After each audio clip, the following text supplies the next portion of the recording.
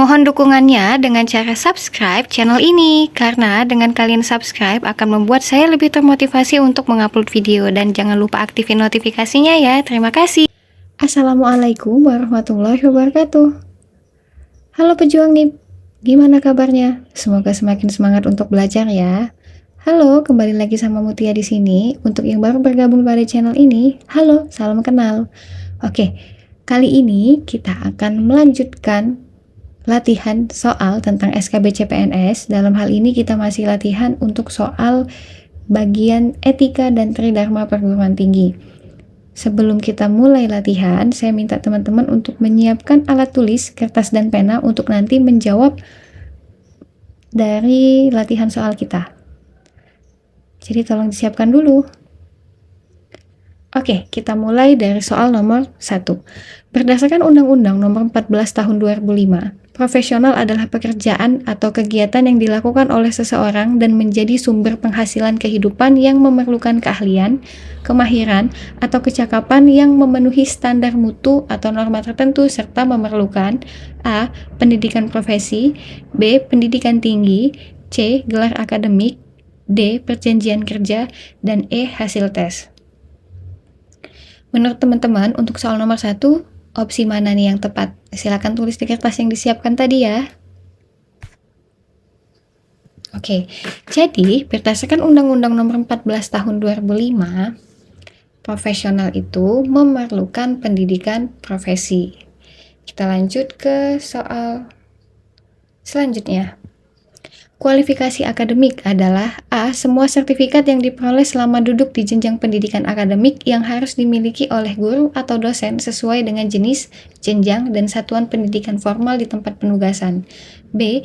Ijazah jenjang pendidikan akademik yang harus dimiliki oleh guru atau dosen sesuai dengan jenis, jenjang, dan satuan pendidikan formal di tempat penugasan. Opsi C, jenjang pendidikan akademik yang harus dimiliki oleh guru atau dosen sesuai dengan jenis, jenjang, dan satuan pendidikan non-formal di tempat penugasan. Opsi D, ijazah jenjang pendidikan akademik yang harus dimiliki oleh guru atau dosen sesuai dengan jenis, jenjang, dan satuan pendidikan informal di tempat penugasan. Dan opsi E, semua sertifikat yang diperoleh selama duduk di jenjang pendidikan akademik yang harus dimiliki oleh guru atau dosen sesuai dengan jenis, jenjang, dan satuan pendidikan non-formal di tempat penugasan. Menurut teman-teman, untuk soal nomor 2 ini opsi mana yang tepat? Oke, jadi kualifikasi akademik itu adalah ijazah jenjang pendidikan akademik yang harus dimiliki oleh guru atau dosen sesuai dengan jenis, jenjang, dan satuan pendidikan formal di tempat penugasan. Kita lanjut ke soal nomor 3. Perguruan tinggi yang diberi tugas oleh pemerintah untuk menyelenggarakan program pengadaan guru pada pendidikan anak usia dini jalur pendidikan formal, pendidikan dasar dan atau pendidikan menengah, serta untuk menyelenggarakan dan mengembangkan ilmu kependidikan dan non-kependidikan disebut A. Perguruan tinggi negeri, B. Lembaga pendidikan tenaga kependidikan, C.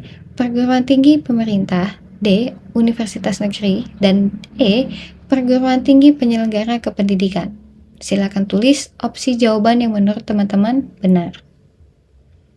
Oke, jadi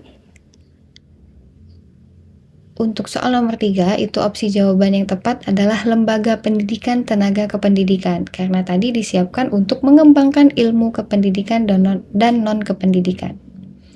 Kita lanjut ke soal nomor 4. Dosen wajib memiliki persyaratan yang dipersyaratkan satuan pendidikan tempat bertugas seperti berikut ini, kecuali A. Kualifikasi akademik, B. Kompetensi, C. Sertifikat pendidik, D. Pengalaman dengan waktu minimum 2 tahun, dan E itu sehat jasmani dan rohani. Menurut teman-teman untuk soal nomor 4 jawabannya apa? Oke, jadi yang kecuali itu pengalaman dengan waktu minimum 2 tahun. Ke soal nomor 5, profesor merupakan jabatan akademik tertinggi pada satuan pendidikan tinggi yang mempunyai kewenangan membimbing calon doktor. Dengan demikian, persyaratan untuk menduduki jabatan akademik profesor harus memiliki kualifikasi akademik A. Doktor, B. Double degree, C. Karya ilmiah berstandar internasional, maaf ya itu typo, E. Pemateri pada seminar internasional, dan E. 3 buku ber-ISBN. Menurut teman-teman jawabannya apa? Oke. Jadi soal nomor 5 ini, jawaban yang tepat itu adalah doktor. Kita lanjut ke soal nomor 6. Penghasilan di atas kebutuhan hidup minimum seorang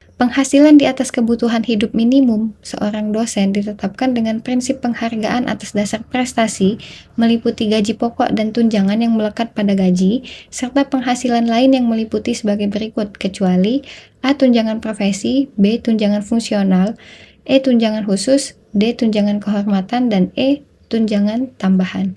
Menurut teman-teman jawabannya yang mana? Oke, jadi soal nomor 6 ini opsi jawaban yang tepat adalah tunjangan tambahan karena ada kalimat kecuali. Kita lanjut ke soal nomor 7.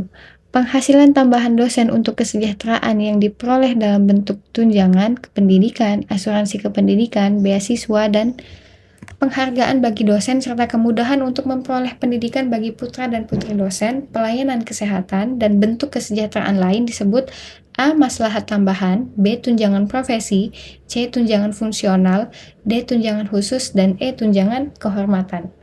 Silakan tulis opsi jawaban yang menurut teman-teman benar. Oke, jadi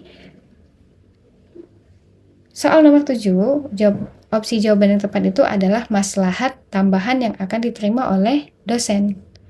Ke soal nomor 8, dalam keadaan darurat, pemerintah dapat memberlakukan ketentuan kepada dosen dan atau warga negara Indonesia lain yang memenuhi kualifikasi akademik dan kompetensi untuk melaksanakan tugas sebagai dosen di daerah khusus. A. Itu wajib militer, B. Pemberhentian kerja, D. Pemotongan tunjangan, D. Wajib kerja, dan E. Itu kerja. Menurut teman-teman untuk opsi nomor 8 jawabannya apa? Oke, memberlakukan ketentuan wajib kerja kepada dosen dalam melaksanakan tugas sebagai dosen di daerah khusus. Jadi nomor 8 ada di opsi jawaban D. 9. Dosen dapat diberhentikan tidak dengan hormat dari jabatan sebagai dosen karena berikut kecuali A. Melanggar janji jabatan, B. Melanggar sumpah jabatan, C. Tidak dapat melaksanakan tugas secara terus-menerus selama 12 bulan karena sakit jasmani dan atau rohani, E. Melanggar perjanjian kerja atau kesepakatan kerja bersama, dan E. Melalaikan kewajiban dalam menjalankan tugas selama 1 bulan atau lebih secara terus-menerus. Menurut teman-teman untuk soal nomor 9 masuk ke opsi jawaban yang mana? Oke, jadi dosen itu bisa diberhentikan tidak dengan hormat ketika dia tidak dapat melaksanakan tugas secara terus-menerus selama 12 bulan karena sakit jasmani dan atau rohani, atau ada di opsi C.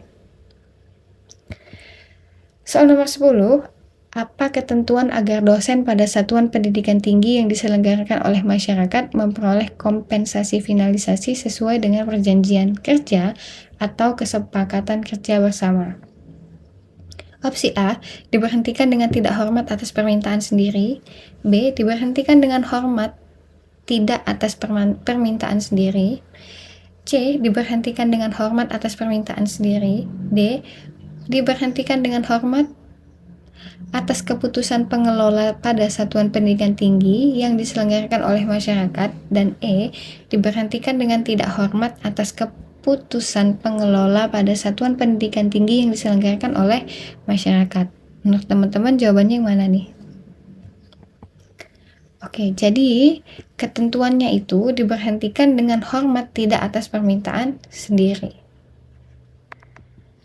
Terima kasih telah mengikuti latihan soal dari soal nomor 1 sampai soal nomor 10. Semoga ini bisa menjadi referensi bagi teman-teman dalam belajar untuk persiapan tes SKB.